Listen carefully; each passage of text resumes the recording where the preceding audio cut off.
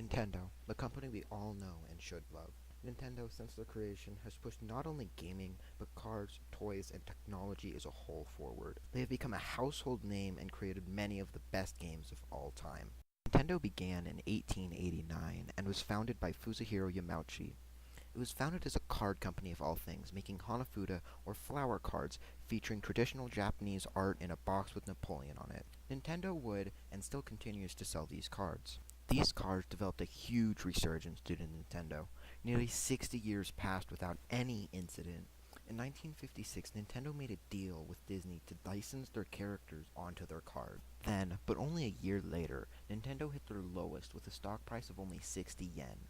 But by the late 1960s, Nintendo had invented the Ultra Hand. In mid-1966, after the crisis of the 1964 Olympics, Gunpei Yokoi came to save the company. He introduced the Ultra Hand, which was met with near-instant success, saving Nintendo and opening the company to a whole new market: toys.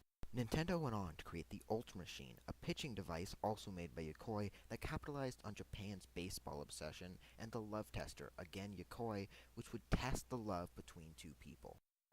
After this, Nintendo ventured into video games for the first time with light gun games. These entailed lasers against a background and projections of either cowboys, ducks, or some other oddity. Originally, these games were in old abandoned bowling alleys, but Nintendo quickly shifted over to arcade cabinets. This idea would go on to inspire games such as Duck Hunt, Wild Gunman, and Hogan's Alley, as well as many of the features of the Wii.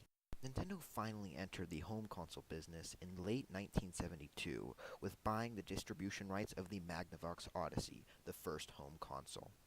This console went on to make well over $200 million and launched Nintendo into gaming. After this, Nintendo created their own console, the Color TV game. It is a relatively primitive console, mainly featuring games like Pong and variations of it for the first few versions of the console. The first two versions of this console, the ones mainly containing Pong and its variations, were called the Color TV Game 6 and the Color TV Game 15, each one representing the amount of games it had on it. The next console was called the Color TV Game Racing 112, which featured 112 games, but was also very different from the previous two iterations of the console. This new console featured smaller controllers, as well as a steering wheel, taking up the majority of the console's space. Next was the Color TV game Block Breaker, which only featured one game, Block Breaker. Block Breaker was Nintendo's arcade game based on the famous Atari hit, Breakout. The next and final console in the Color TV game series was the Computer TV game. This console only featured one game, Computer Othello, but the complexity of the system proved to be its downfall. The power supply weighed more than 2 pounds, and the system overall was bulky and heavy. This final console would also feature the work of Shigeru Miyamoto, the most important figure in gaming. Miyamoto further blessed the gaming industry with gems such as Donkey Kong and Mario Brothers. But before Miyamoto was Yokoi and his new game, Game & Watch. Game & Watch was a relatively simple game, played on an LCD screen with pre-placed images, as shown here. Game & Watch was one of the first, and certainly one of the best handheld consoles of its time. After the Game & Watch, Nintendo jumped into arcades yet again. The original arcade games were great: Donkey Kong, Mario Bros., and others. These advances in the arcade industry encouraged Nintendo to continue in America and the West. And then, in came the video game crash of 1983 in North America. Companies like Atari oversaturated the market with purely awful, poorly designed games, way too many of these games, and a general loss of interest from these games from developers and players alike. Games plummeted in cost, going from upwards of $20 to cents per game. The demand was no longer present for games, and to many professionals and civilians alike, it seemed like the end of the game industry altogether. But luckily, Nintendo was there to save the market with their new console, the NES. The gaming industry was saved by Nintendo, specifically Masayaki Uemura, the designer of the NES, and Shigeru Miyamoto, the creator of Super Mario Bros. This brand new Mario title knocked it out of the park and revived gaming as a whole in America. It showed that companies cared about gamers, not just money. This point in gaming history was the beginning of rivalries between companies. This first rivalry was Nintendo versus Sega. This rivalry began with the NES versus the Sega Master System, each one having its own games and its own new mascots to go with it. Nintendo, of course, had Mario, and along with Mario had Link and Kirby and Samus, while Sega fell behind a little bit. Sega only had one mascot, Alex the Kid, which is relatively unknown nowadays.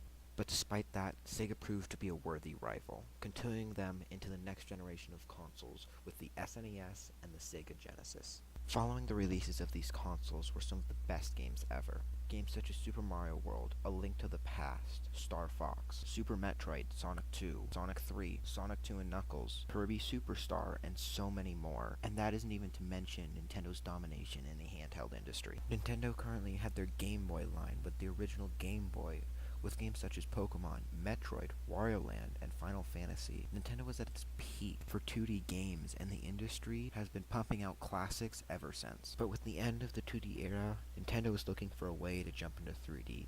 And again, both Nintendo and Miyamoto delivered, with the N64 and Super Mario 64. Even today, the game gets 9 plus scores out of 10. The game exceeded everyone's ideas and hope for the console beyond Super Mario 64, two of the best Legend of Zelda games, more Star Fox, and so much more.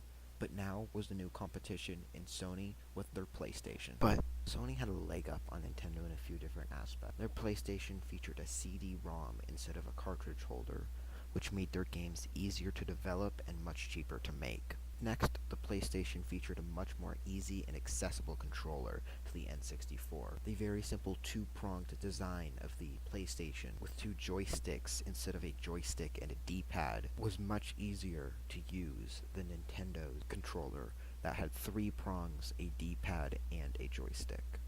And where was Sega, you may ask, in all of this? Well, Sega, after doing relatively poorly in the previous generation of consoles, returned with the Sega Saturn, which is widely remarked as a not very good console. Them having this not very good console and it being $100 more than the PlayStation, which is already $100 more than the Nintendo 64, completely knocked Sega out of the gaming industry. Despite the death of Sega, Nintendo kept going on, creating some of its most beloved franchises, such as Super Smash Bros., Banjo-Kazooie, and Conker's Bad Fur Day. Super Smash Bros. Being the most notable out of any of these. It went on to create one of the most well-renowned fighting games in all of history, and has created a fan base that nearly no other game franchise or even company has ever seen. After this fifth generation came the sixth generation, with Microsoft entering the ring with their new Xbox and title game, Halo. Nintendo was still in the running though, but it failed to live up to the expectations of the Xbox and PlayStation, with limited sales and their only saving grace being Super Smash Bros. Melee, the most noted fighting game of all time. The next few generations are what I consider to be Nintendo trying to go against the grain. While the Xbox and the PlayStation for the most part stayed the exact same as they were since their original consoles, Nintendo continuously evolved and tried to create new consoles and new experiences for the players. This all started with the Wii. The Wii was a home console, but not a traditional one. It featured a remote-like controller called the Wiimote or Wii Remote that you could point at the screen and had motion controls. This lent itself to many different games being developed for the console, and Nintendo beginning to feature primarily first-party games compared to games from any other company, purely because it was so hard to program for the Wii Remote specifically.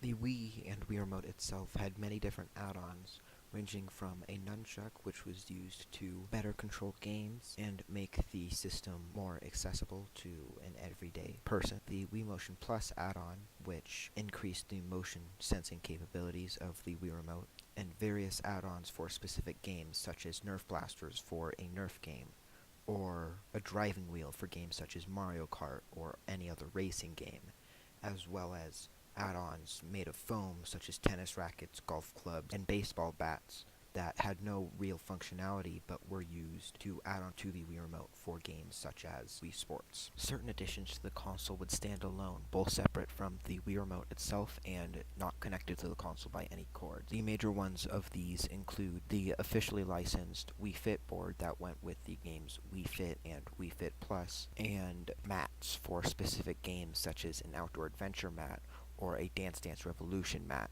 which would give you more inclusive and physical gameplay compared to just playing with the controller itself. While many of the ideas shown within these boards and mats were promising, none of them came to fruition past the Wii's era. But despite the hardware, the software on the Wii featured many different great games. Some of these titles include games such as the Super Mario Galaxy series, both the first and second, the Metroid Prime series, Super Smash Bros. Brawl, and Mario Kart 7. But with the Wii's successes came the Wii U's failures. The Wii U is widely considered to be the only console in Nintendo's history that did not succeed, which to some, including myself, is a real shame. The Wii U featured many great games and a very ingenious idea. These great games are the newest entry in the Super Smash Bros. Series, Super Smash Bros. For Wii U and 3DS. Games such as Yoshi's Woolly World, and innovations in previously existing series such as Mario Kart 8 or the creative and fun game Super Mario Maker. The hardware itself that belongs on the Wii U is also very interesting. The Wii U, unlike any console before it and any console now, has a gamepad as its primary controller.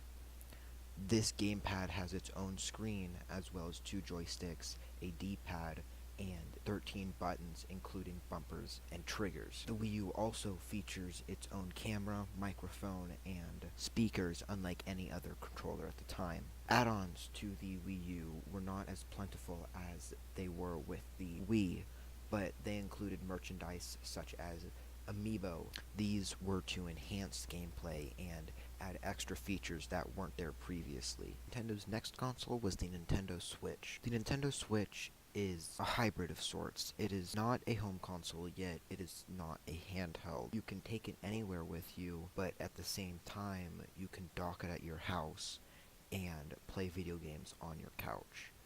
It was the natural progression of the Wii U, which had its own screen, but was not portable like the Nintendo Switch is. With all of these home console and hybrid console releases, there was Nintendo's domination in the handheld business.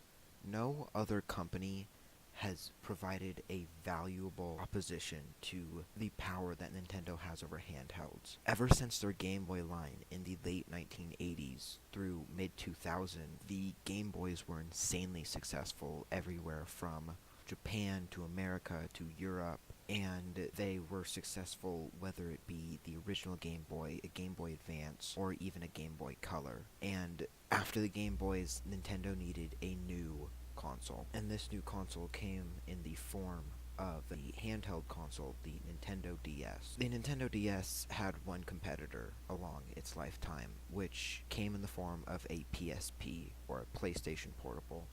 This PlayStation Portable boasted more games than a Nintendo DS, but it was not successful because it did not have the computing power, or power in general, of the DS line. After the DS was the DS Lite, and then the DSi, and then the 3DS, the 2DS, and then XL versions of each one of them, each one introducing something new. The DSi featured a camera and somewhere to blow into your device. The 3DS is just as it sounds. It was a DS that could be turned into 3D, and the 2DS was not necessarily an advancement, but it was the 3DS that was cheaper without the need for the 3D. Nintendo, throughout its entire history, has showed how promising of a company it can be, and that continues to this day. Not only is every new console it makes an innovation, every game it makes is an innovation. Many of the games they've put out in recent years have purely been deconstructions of a popular format. Splatoon is a fun children's shooter. ARMS is a fun children's fighting game. And it goes the same for games like Smash Brothers. Nintendo has repeatedly been going against the norms of the gaming industry to provide the gamers and everyday person what they really want: just a good video game.